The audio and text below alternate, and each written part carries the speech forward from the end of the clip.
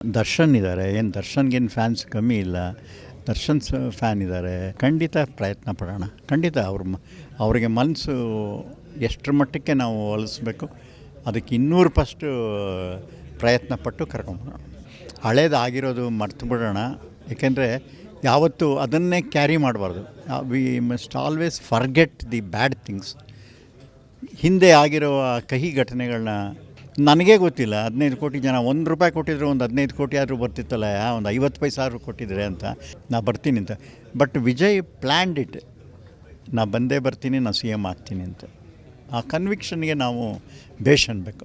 Doctor Vishnuvardhan ಅವರ ಅಮೃತ ಮಹೋತ್ಸವದ ಮುಹೂರ್ತ ಇವತ್ತು ನಿಗದಿಯಾಗಿದೆ. ಹಾಗೆ ಡಾಕ್ಟರ್ ವಿಷ್ಣುವರ್ಧನ್ ಅವರ ಅಭಿಮಾನಿಗಳಿಗೆ ಒಂದು ಹಬ್ಬವನ್ನು ಆಚರಣೆ ಮಾಡುವಂಥ ಒಂದು ಗಳಿಗೆ ಕೂಡಿ ಬಂದಿದೆ. ಈಗ ಡಾಕ್ಟರ್ ವಿಷ್ಣುವರ್ಧನ್ ಅವರ ಅಮೃತ ಮಹೋತ್ಸವಕ್ಕೆ ಬಾಂಡ್ನಲ್ಲಿ ಬರೆದುಕೊಟ್ಟಿರುವಂಥ ರಾಜೇಂದ್ರ ಸಿಂಗ್ ಬಾಬು ಸರ್ ಇದ್ದಾರೆ. ಸರ್, ಬಾಂಡ್ನಲ್ಲಿ ಬರ್ಕೊಟ್ರಾ ಸರ್?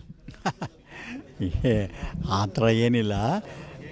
ನಮ್ಮ ಒಬ್ಬ ಭಾಳ ಆತ್ಮೀಯ ಸ್ನೇಹಿತ, ಆ್ಯಕ್ಟರ್, ಆಮೇಲೆ ಮೊದಲು ಸ್ನೇಹಿತ ನನಗೆ.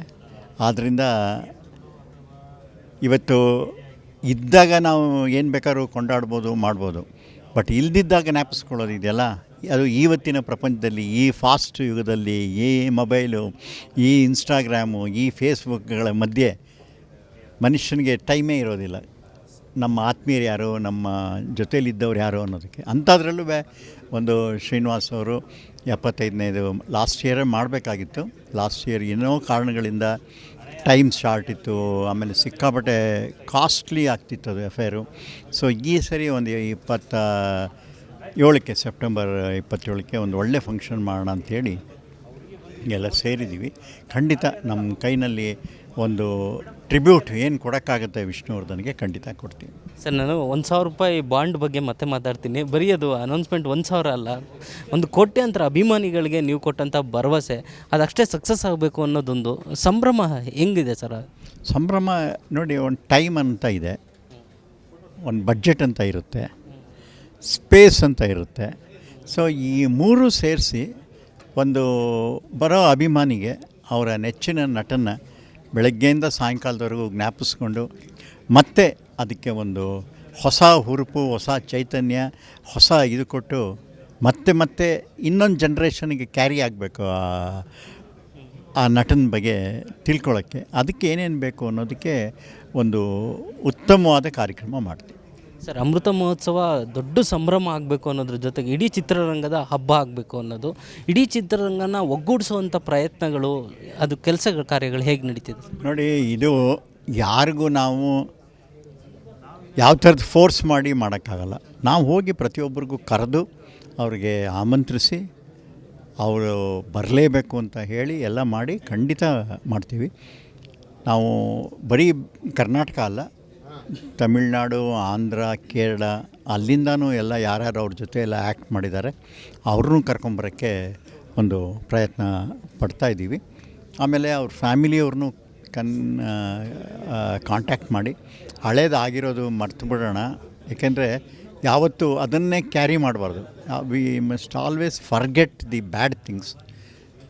ಹಿಂದೆ ಆಗಿರೋ ಕಹಿ ಘಟನೆಗಳನ್ನ ಅದನ್ನು ಸಿಹಿ ಘಟನೆಯಾಗಿ ಮಾಡಿಕೊಂಡು ಮುಂದಕ್ಕೆ ನಾವು ಹೇಗೆ ಹೋಗಬೇಕು ಅನ್ನೋದನ್ನು ನಾವೆಲ್ಲ ಬೇಕಾದಷ್ಟು ಜನ ಇದ್ದಾರೆ, ಎಲ್ಲ ಡಿಸ್ಕಸ್ ಮಾಡಿ ಖಂಡಿತ ಒಂದು ಉತ್ತಮವಾದ ಪ್ರೋಗ್ರಾಮ್ ಮಾಡ್ತೀವಿ.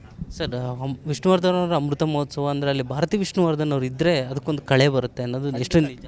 ಖಂಡಿತ ಪ್ರಯತ್ನ ಪಡೋಣ. ಖಂಡಿತ ಅವರಿಗೆ ಮನಸ್ಸು ಎಷ್ಟರ ಮಟ್ಟಕ್ಕೆ ನಾವು ಒಲಿಸ್ಬೇಕು ಅದಕ್ಕೆ 200% ಪ್ರಯತ್ನ ಪಟ್ಟು ಕರ್ಕೊಂಬರೋಣ. ಸರ್, ಅಮೃತ ಮಹೋತ್ಸವದಲ್ಲಿ ವಿಷ್ಣುವರ್ಧನ್ ಅವರ 220 ಸಿನಿಮಾಗಳನ್ನು ಒಂದು ರೀತಿ ಲೈವಲ್ಲಿ ನೋಡುವಂಥ ಒಂದು ಅದೃಷ್ಟ ಸಿಗ್ಬೋದಾ ಸರ್ ಅವತ್ತು ಆ ದಿನ? ಅದೆಲ್ಲ ಕೆಲವೆಲ್ಲ ಪ್ರಾಕ್ಟಿಕಲಾಗಿ ಯೋಚನೆ ಮಾಡಬೇಕು. ಕೆಲವು ಪಿಕ್ಚರ್ಗಳೆಲ್ಲ ನೆಗೆಟಿವ್ನೇ ಇಲ್ಲ. 220 ಸಿನಿಮಾನೂ ನಿಮಗೆ ಸಿಗಲ್ಲ, ನೀವು ನೋಡಬೇಕು ಅಂದರೂ ಸಿಗಲ್ಲ ಈಗ. ಯಾಕೆಂದರೆ ಎಷ್ಟೋ ಪಿಕ್ಚರ್ಗಳೆಲ್ಲ ನೆಗೆಟಿವ್ ಅಂತ ಏನು ಬರ್ತಿತ್ತು ಅದೆಲ್ಲ ಹೋಗ್ಬಿಟ್ಟಿದೆ. ಯಾವುದು ಯೂಟ್ಯೂಬಲ್ಲಿ ಅವೈಲೇಬಲ್ ಇದೆ ಅಲ್ಲಿಂದ ನಾವು ಏನು ಪಿಕಪ್ ಮಾಡ್ಬೋದು, ರೈಟ್ಸ್ ಎಲ್ಲಿದೆ, ಸಿನಿಮಾಗಳು ಎಲ್ಲಿದೆ, ಅದರ ಓನರ್ ಯಾರು. ಈಗೆಲ್ಲ ಏನಾಗಿದೆ, ಒಂದೊಂದು ಓನರು 10 ಕಡೆ 15 ಕಡೆ ಈಗ ನೋಡಿ ನೆನ್ನೆ ಯಾರೋ ನನಗೆ ಅಮೇರಿಕಾದಿಂದ ಫೋನ್ ಮಾಡಿದರು, 15 ಕೋಟಿ ಜನ ನೋಡಿದ್ದಾರೆ ನಿಮ್ಮ ಮುತ್ತಿನಾರ ಅಂತ. ನನಗೇ ಗೊತ್ತಿಲ್ಲ 15 ಕೋಟಿ ಜನ, ₹1 ಕೊಟ್ಟಿದ್ರು ಒಂದು 15 ಕೋಟಿ ಆದರೂ ಬರ್ತಿತ್ತಲ್ಲ, ಒಂದು 50 ಪೈಸೆ ಆದರೂ ಕೊಟ್ಟಿದ್ರೆ ಅಂತ. ಸೊ ಗೊತ್ತೇ ಆಗಲ್ಲ ಇವತ್ತು ಎಲ್ಲಿಂದ ಎಲ್ಲಿದೆ ಸಿನಿಮಾಗಳು ಅಂತ. ಹಾಗಿದೆ ಇವತ್ತು ಟೆಕ್ನಾಲಜಿ. ಖಂಡಿತ ಎಷ್ಟರ ಮಟ್ಟಕ್ಕೆ ಹೇಗೆ ಶೇಖರಣೆ ಮಾಡಬೇಕು ಅದನ್ನೆಲ್ಲ ಶೇಖರಣೆ ಮಾಡಿ. ಅಮೃತ ಮಹೋತ್ಸವದಲ್ಲಿ ವಿಷ್ಣುವರ್ಧನ್ ಅಭಿಮಾನಿಗಳಿಗೆ ಏನು ಒಂದು ಕಣ್ತುಂಬಿಕೊಳ್ಳುವಂಥ ಅವಕಾಶ ಏನು ಸಿಗಬಹುದು ಸರ್? ಏನು ನಿರೀಕ್ಷೆ ಮಾಡಿ? ಅವ್ರದ್ದು ಸಿನಿಮಾಗಳ ಕ್ಲಿಪ್ಪಿಂಗು, ಅವ್ರು ಯಾರ್ಯಾರ ಜೊತೆ ಪಾರ್ಟ್ ಮಾಡಿದ್ರು, ಅವ್ರುಗಳು ಯಾರು ಇರ್ತಾರೆ, ಅವ್ರೇನು ಮಾತಾಡ್ತಾರೆ, ಆಮೇಲಿಂದ ಅವರ ಸಿನಿಮಾ ಬಗ್ಗೆ ಒಂದೆರಡು ಸೆಮಿನಾರ್ ಮಾಡಬೇಕು ಅಂತ ಮಾಡಿದ್ದೀವಿ. ಆಮೇಲಿಂದ ಅವ್ರ ಡಿಸಿಪ್ಲಿನ್ ಹೇಗಿತ್ತು, ಅವ್ರ ಡೆಡಿಕೇಶನ್ ಹೇಗಿತ್ತು, ಆಮೇಲಿಂದ ಯಾವ ಥರ ಅವರು ಬಾಳಿದ್ರು, ಯಾವ ಥರ ವಿಷ್ಣುವರ್ಧನ್ಗೂ ಅಭಿಮಾನಿಗಳಿಗೆ ಕನೆಕ್ಷನ್ ಇತ್ತು, ಏನು ಸಂಬಂಧ ಇತ್ತು, ಇದ್ರ ಬಗ್ಗೆ ಎಲ್ಲ ಒಂದು ಡಿಸ್ಕಸ್ ಮಾಡಿ ಆಮೇಲೆ ಅವ್ರ ಸಾಂಗ್ಸ್ನೆಲ್ಲ ಹಾಡಿಸೋದು ಅಂತ ಮಾಡಿದೆ. ಸೊ ಅದು ಹೇಳಿದ್ನಲ್ಲ, ಟೈಮ್ ಆ್ಯಂಡ್ ಸ್ಪೇಸ್ ಎಷ್ಟಾಗುತ್ತೆ ನೋಡಿಕೊಂಡು ಅದರಲ್ಲಿ ಪ್ರತಿಯೊಂದನ್ನು ಮಾಡೋಣ. ದೇವರು ಹೊಸದ ಹಾಡು ಮುತ್ತಿನಾರದ ಬಗ್ಗೆ ನೀವು ಈಗಲೇ ಮಾತಾಡಿದ್ರೆ 15 ಕೋಟಿ ವೀಕ್ಷಣೆ ಆಗಿದೆ ಅಂತ. ಸೊ ಅಭಿನಂದನೆ ಸಲ್ಲಿಸಲೇಬೇಕು ಸರ್. ಆ ಸಿನಿಮಾದ ಚಿತ್ರೀಕರಣದ ಸಮಯನ ಈಗ ನೀವು ನೆನಪು ಮಾಡ್ಕೊಳ್ಳೋದಾದರೆ ಏನು ಸರ್ ತುಂಬ ಕಾಡುವಂಥ ಒಂದು ಘಟನೆಗಳು? ಅಯ್ಯೋ, ಅದ್ರಲ್ಲಿ ತುಂಬ ಇದೆ. ಒಂದು ಘಟನೆ ಇಲ್ಲ, ಆ ಸಿನಿಮಾನೇ ಒಂದು ಕಾಡೋ ಅಂತ ಇದು. ಯಾಕೆಂದರೆ ಆ ಸಿನಿಮಾ ಆಗಿದ್ದೇ ಏನೋ ಅದು ಕೆಲವು ಸರಿ ನಾವು ಮಾಡಬೇಕು ಅಂತ ಹೋದಾಗ ಆಗಲ್ಲ, ಅದು ಆಗೋಗ್ಬಿಡುತ್ತೆ. ಅದಕ್ಕೆ ಏನೇನೋ ಕಾರಣಗಳಿರುತ್ತೆ, ಯಾರ್ಯಾರ್ದೋ ಆಶೀರ್ವಾದಗಳಿರುತ್ತೆ, ಪ್ರಕೃತಿ ಆಶೀರ್ವಾದ, ದೇವರ ಆಶೀರ್ವಾದ, ಅಭಿಮಾನಿಗಳ ಆಶೀರ್ವಾದ, ಹೀಗೆ ಎಲ್ಲ ಸೇರಿ ಒಂದು ಸಿನಿಮಾ ಆಗಿಬಿಡುತ್ತೆ. ಶೋಲೆ ಮಾಡೋಕ್ಕಾಗಲ್ಲ, ಇಟ್ ಹ್ಯಾಪನ್ಸ್. ಬಂಗಾರದ ಮನುಷ್ಯ ಮಾಡೋಕ್ಕಾಗಲ್ಲ, ಇಟ್ ಹ್ಯಾಪನ್ಸ್. ಹಾಗೆ ಮುತ್ತಿನಾರ ಇಟ್ ಹ್ಯಾಪನ್ಡ್ ಅಷ್ಟೇ. ಈಗ ಮತ್ತೆ ಈಗಲೂ ಮಾಡೋಕ್ಕೆ ಹೇಳಿದ್ರು ಅದರಲ್ಲಿ ನೂರಾರು ಪ್ರಶ್ನೆಗಳು ಬರುತ್ತೆ, ಹೇಗೆ ಮಾಡೋದು, ಏನು ಮಾಡೋದು ಅಂತ. ಪ್ರೆಸ್ ಮೀಟಲ್ಲಿ ನೀವು ಒಂದು ಮಾತನ್ನು ಹೇಳಿದ್ರಿ ಸರ್, ತಮಿಳ್ನಾಡಲ್ಲಿ ವಿಜಯ್ CM ಆಗಿದ್ರ ಬಗ್ಗೆ ಪ್ರಸ್ತಾಪ ಮಾಡಿದ್ರಿ. ಈಗ ನಮ್ಮ ಕರ್ನಾಟಕದಲ್ಲಿ ಯಾವ ಸ್ಟಾರ್ಗಿದೆ ಸರ್ ಆ ಒಂದು? ಅದು ಒಂದು ದಿವಸದ್ದು ವಿಜಯ್ ಮಾಡಿದ್ದಲ್ಲ. ಫ್ರಮ್ 9 ಇಯರ್ಸ್ 9,000 10,000 ಅಸೋಸಿಯೇಷನ್ಗಳನ್ನ ಮಾಡಿ ಅಲ್ಲಿ ಲೋಕಲಲ್ಲಿ ಫ್ಯಾನ್ಸ್ಗಳು ಅಲ್ಲಿ ಜನಗಳ ಕುಂದುಕೊರತೆಗಳನ್ನ ಸ್ಪಂದಿಸಿ ವಿಜಯ್ ಹೆಸರಲ್ಲಿ ಒಂದು ಕನೆಕ್ಷನ್ನ ಬೆಳೆಸಿದ್ರು. ವಿಜಯ್ಗೂ ಫ್ಯಾನ್ಸ್ಗೂ ಜನತೆಗೆ ಆ ಥರ ಮಾಡಿದ್ದಾರೆ ಅವರು.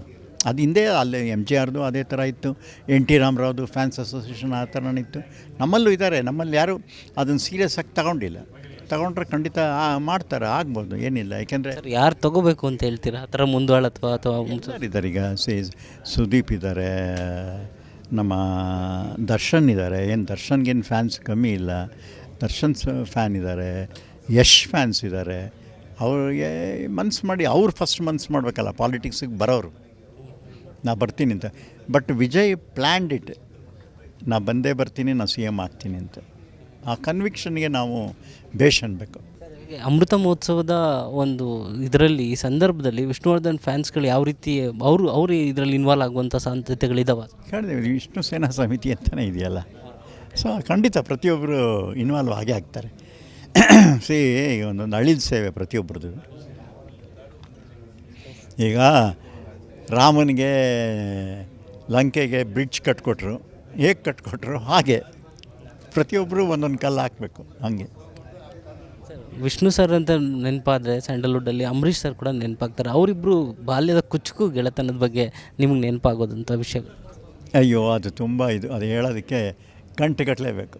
ಅಲ್ಲ, ನಾವು 3 ಜನ ತುಂಬ ಕ್ಲೋಸ್ ಫ್ರೆಂಡ್ಸ್, ಅದರಲ್ಲಿ ಎರಡನೇ ಮಾತಿಲ್ಲ.